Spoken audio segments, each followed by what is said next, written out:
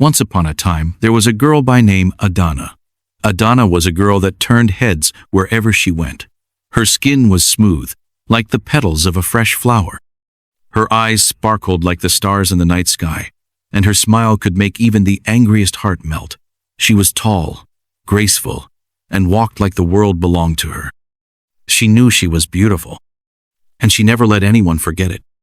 Everywhere she went, she held her head high, like a queen. She would fix her long hair in front of people just to remind them how long and shiny it was. If someone tried to compliment another girl near her, she would cut them off and say, "Please, let's not pretend. We all know I'm the most beautiful here." Some people admired her confidence. Others thought it was pride. But nobody could say it to her face, because Adanna was rich. Her father was one of the biggest men in town. Her mother didn't talk much, but whenever she did, people listened.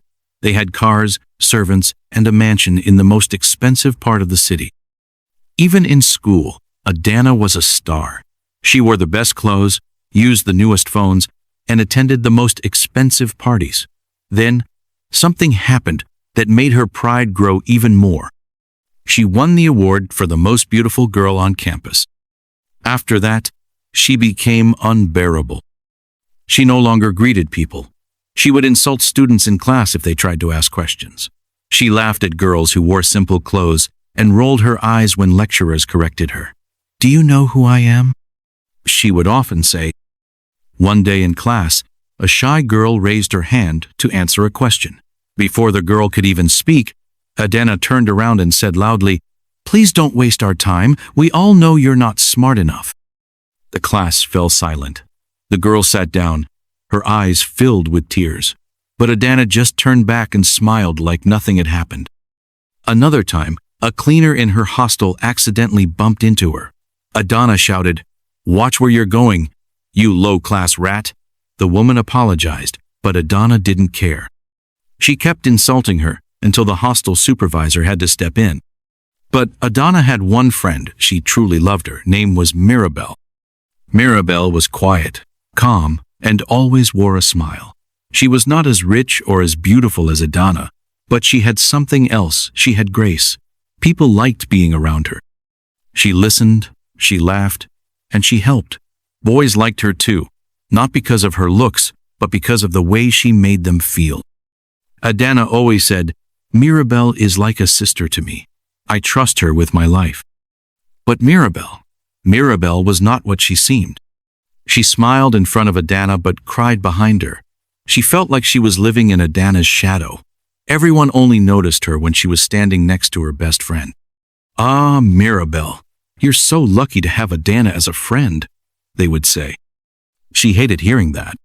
Then one day, something changed everything. There were 3 boys who sat in the back of the lecture hall. They were not loud, but they watched everyone carefully. One of them, Junior, had once tried to talk to Adanna. He brought her flowers and sent long messages to her phone. Adanna laughed at him. She showed the messages to her friends and said, "Can you imagine this cockroach thinking he can date me?" Junior never forgot that insult, and he never forgave it. He gathered his friends, Emeka and Zaki, and said, "We must teach her a lesson." They didn't just want to embarrass her, they wanted to break her. But they needed help, someone close to Adanna. That's when they approached Mirabelle. At first, she refused. "Are you mad? She's my best friend." But Junior looked into her eyes and said, "Is she really your best friend? Or are you just her shadow?" Those words stayed with Mirabelle all night. She thought of the times Adanna had insulted her in public, called her plain, and said, "You should be lucky I even walk with you." She thought of how Adanna stole her crush, used her makeup without asking, and always made her feel less. And then she agreed. "I'll help you," she said, "but you must promise not to hurt her too much." They smiled and nodded. But they lied. It started slowly. Mirabelle began to suggest places for Adanna to hang out alone. "Let's go to this party," she would say, "but I'll join you later." Adanna never suspected anything. One evening, Mirabelle told her about a special party in a private house. "Only rich kids like you were invited," she said. "You'll be the star of the night." Adanna smiled proudly. Of course, they want me. I'm the most beautiful after all. Mirabel gave her the address and said she would come later. Adanna, dressed in her finest gown, sprayed her most expensive perfume, and stepped into the night. She didn't know she was walking into a trap. The house was quiet when she arrived. A big gate opened slowly, and the lights inside the compound were dim. Still, Adanna walked in with pride. She thought maybe they wanted a surprise entrance for her. "Hello?" she called. No answer. Then she heard footsteps. She turned and saw Junior, Emeka, and Zaki walking toward her slowly. "Where's the party?" she asked, suddenly unsure. Junior smiled. "You're the party." Adanna frowned. Mirabel said, "She won't be coming," Segun said. That's when the fear hit her. She turned to run, but the gate was already closed. The music outside was too loud for anyone to hear her scream. They dragged her inside. That night, Adanna lost more than her pride. She lost her light. She cried, begged, and fought, but they didn't stop. They didn't care. And when they were done, they left her on the floor broken, bleeding, and cold. Hours passed. She crawled out of the house, barely able to walk. A neighbor saw her and screamed. She was rushed to the hospital, and the news spread like fire. The most beautiful girl on campus raped. People whispered. Some cried. Others shook their heads. But nobody knew who was behind it. Adanna refused to talk. She sat on the hospital bed for days, staring at the wall. Her once glowing skin looked dull. Her voice, once full of power, was now soft and shaky. And Mirabel? She came to visit. She brought flowers, held Adanna's hand, and said, "I'm so sorry. I don't know who did this." Adanna looked into her eyes. She didn't say anything.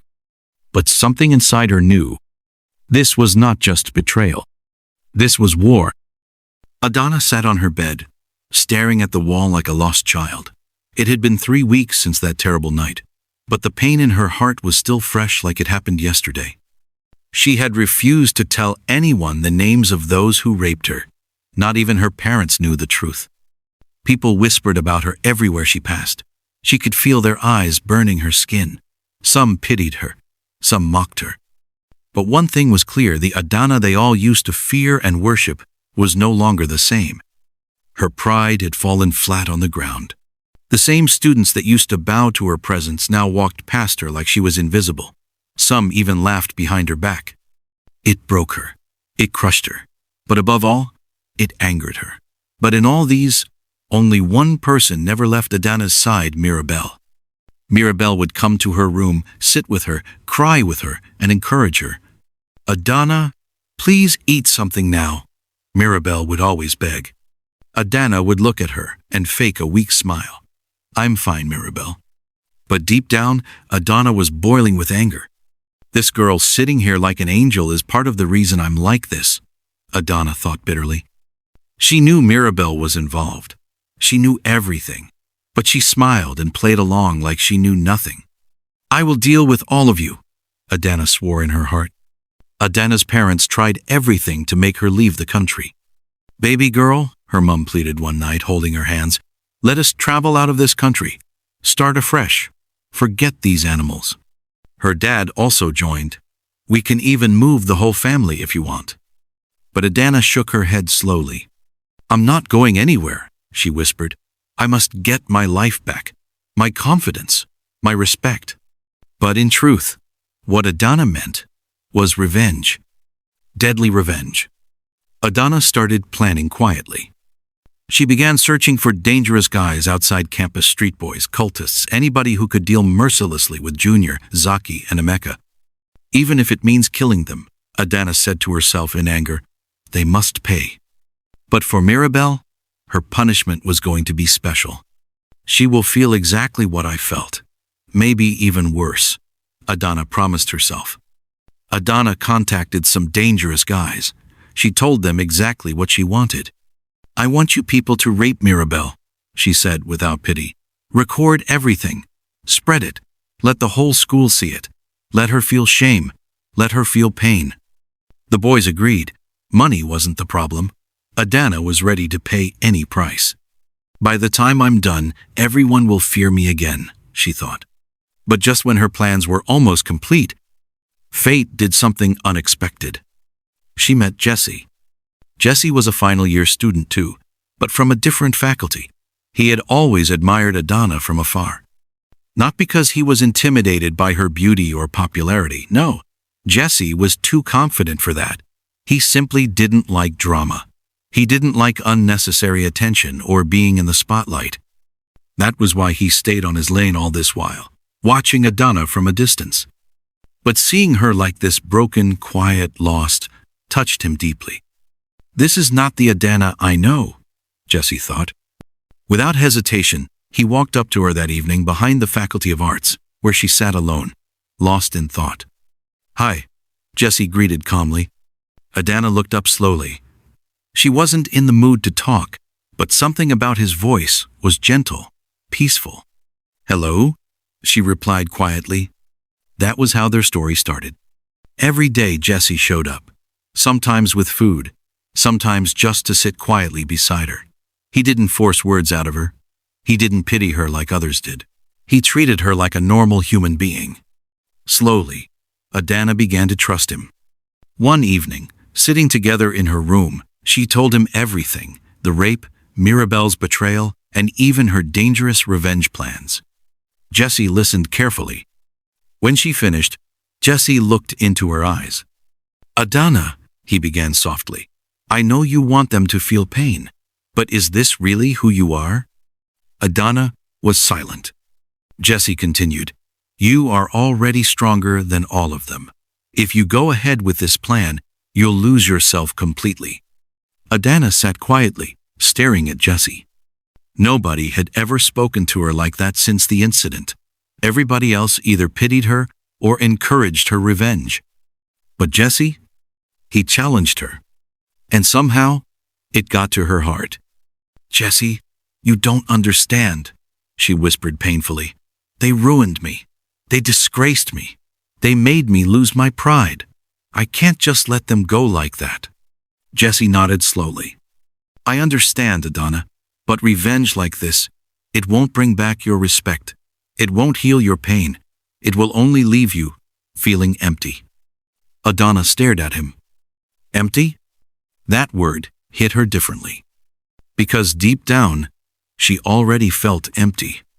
Days turned into weeks. Jesse never stopped coming around. He stood by her more than anyone else. Adanna noticed something strange about herself. She was changing. She started laughing again. She started greeting people properly. She stopped insulting junior students like she used to. Even the cleaners on campus that she once ignored, she now greeted them with respect. People started noticing the change. "Is that Adanna?" some students would whisper. "She's so humble now." But Jesse noticed something else. Even though Adanna was changing outside, the fire of revenge was still burning inside her, especially for Mirabelle. One night, Jesse confronted her. "Adanna," he said gently, "why are you still playing along with Mirabelle if you know what she did to you?" Adanna smiled faintly, a wicked kind of smile. "Jesse, she will pay. Just wait." But Jesse shook his head. "Revenge is sweet, Adanna, but forgiveness is sweeter. You have already won. Look at yourself. You're becoming better, stronger." Adanna went silent. His words stayed with her. But despite Jesse's words, Adanna's heart was still boiling any time she looked at Mirabelle. Mirabelle still followed her everywhere like a loyal friend, laughing, joking, acting like nothing happened. But Adanna's mind was working day and night. "This girl thinks I don't know what she did," she thought bitterly. Meanwhile, Junior, Zaki, and Emeka were living their normal lives, going for classes, laughing loudly around school, even chasing after other girls like nothing happened. It was like they had erased what they did from their minds. Adanna couldn't believe it. "They messed me up and now they are walking around freely? I can't let this slide." That night, Adanna sat in her room alone. She brought out a small notebook. She began to write down her final revenge plan. Junior, finish him. Zaki destroy him. Emeka ruin him. Mirabel, she must taste the pain I felt. She was determined. But unknown to Adanna, Mirabel had been fighting a secret battle in her heart. Each time Adanna hugged her or smiled at her, guilt would choke Mirabel. She couldn't sleep well at night. The burden of what she did was too heavy for her heart. One morning, Mirabel woke up with swollen eyes. She sat in her small hostel room and cried bitterly. Adanna still loves me, even after everything I did, she whispered to herself. Mirabel knew she couldn't continue like this. She picked up her pen and a piece of paper, and she began to write. Mirabel folded the paper after writing. It was a heartfelt note full of apology, regret, and confession. She cleaned her tears, stood up, and headed straight to Adanna's lodge. Adanna was surprised to see Mirabel looking so disturbed. Without saying a word, Mirabel handed her the letter and ran off. Adanna sat down slowly, her heart beating fast. She opened the letter and began to read. Adanna's hands shook as she read the letter from Mirabel. I am so sorry, Adanna. I can never take back what I did, but I am begging you to forgive me. I let jealousy and bitterness cloud my judgment. I helped those boys hurt you, and I will forever regret it. The pain I see in your eyes now is unbearable. I can't live with myself knowing that I did this to you. Please, please forgive me. I am willing to face the consequence of my actions. You don't deserve this. You were my best friend, and I betrayed you. I am so sorry. I have reported myself, Junior, Zaki, and Emeka to the police. They've been arrested, and I am to report to the station today. I can never make it right, but I hope you will find it in your heart to forgive me. Please, don't hate me forever. I love you, Mirabel. Adanna's heart stopped. The room seemed to spin around her. She blinked, unsure of what she was reading. Mirabel reported herself? Adanna put the letter down and stared at the wall, her mind racing. For the first time, doubt crept in. Should I let her off the hook? Should I forgive her? The same Mirabel who had helped those monsters hurt her? The same girl who sat by her side, pretending to be innocent? But then, Adanna thought about everything she had gone through. The constant pain, the embarrassment, the betrayal. She could still feel it in her bones. Every time she closed her eyes, she saw their faces. She felt the humiliation of that night. But there was something else now, something new. Mirabel was taking responsibility. Mirabel was suffering too. Adanna sat on the edge of her bed, still holding the letter in her trembling hands. A strange weight pressed down on her chest. She could feel the anger that had fueled her plans for revenge slowly start to fade, replaced by confusion and sorrow. I can't believe Mirabel did this, Adanna whispered to herself. For the first time since the attack, Adanna felt a deep conflict in her heart. It was one thing to plot revenge, to make those who hurt her pay, but it was another thing entirely to see Mirabel so broken, so willing to face the consequences of her actions. Should I really forgive her? Can I forgive her? Adanna closed her eyes and took a deep breath, trying to clear her mind. She remembered how Mirabel had always been there for her, how they'd shared so many good moments before everything fell apart. And yet her best friend had also been the one to help the men who destroyed her. A long, painful silence filled the room. Meanwhile, at the police station, things were moving fast. The police had already arrested Junior, Zaki, and Emeka. They had Mirabel's confession in hand, and the evidence was clear. The boys sat behind bars, their faces filled with shock and disbelief. They never expected it to come to this. What do you mean they are arresting us? Junior shouted, pacing in his cell. This is crazy. Zaki tried to act tough, but deep down, he was scared. I never did anything wrong. This is all a lie, he shouted.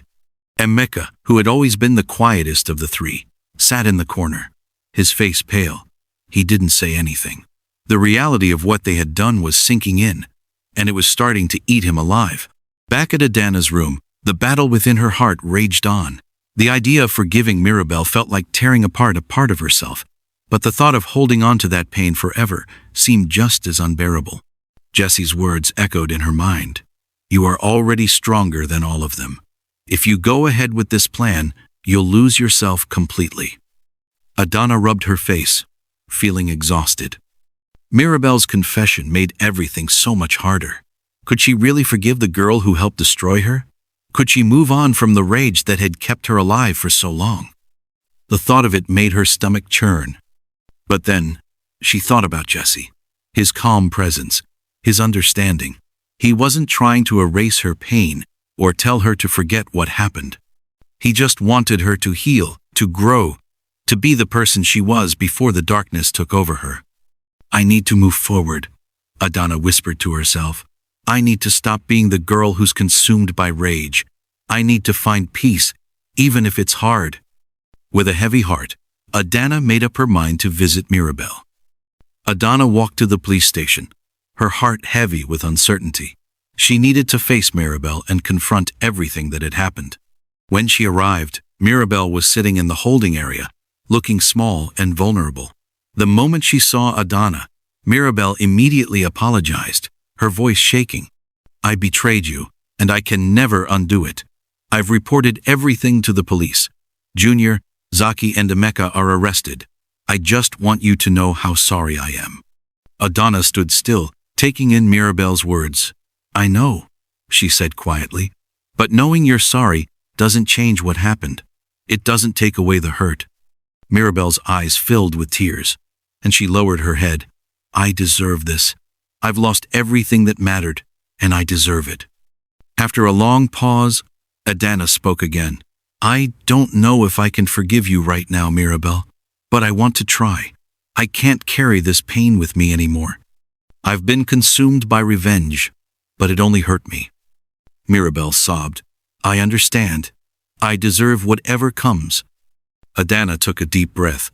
I'll help you. I'll bail you out, but you need to face what you've done. I want to rebuild, even if it's hard. Mirabelle looked up, astonished. You'll really help me? Adanna nodded. I will, but you have to face your consequences. The next day, Adanna went to the police station and arranged for Mirabelle's release. Mirabelle was still facing charges, but at least she had a chance to rebuild her life. Meanwhile, Junior, Zaki, and Emeka faced the full consequences of their actions and were arrested. A few weeks later, Adanna sat with Jesse, feeling more at peace than she had in a long time. Thank you, she said. I've learned so much revenge isn't worth it. Pride is dangerous, and forgiveness, though hard, is necessary. Jesse smiled. You did the hard work. You found your way. Adanna looked at him, a new sense of clarity in her heart. I'm ready to move on now. I won't let the past define me anymore. As the sun set, Adanna knew she had made the right choice. Her journey was far from over, but she was ready to face the future with strength and peace. The end. Thanks for watching. If you enjoyed it, please do well to hit the like button, subscribe for future stories, and share with family and friends. See you soon.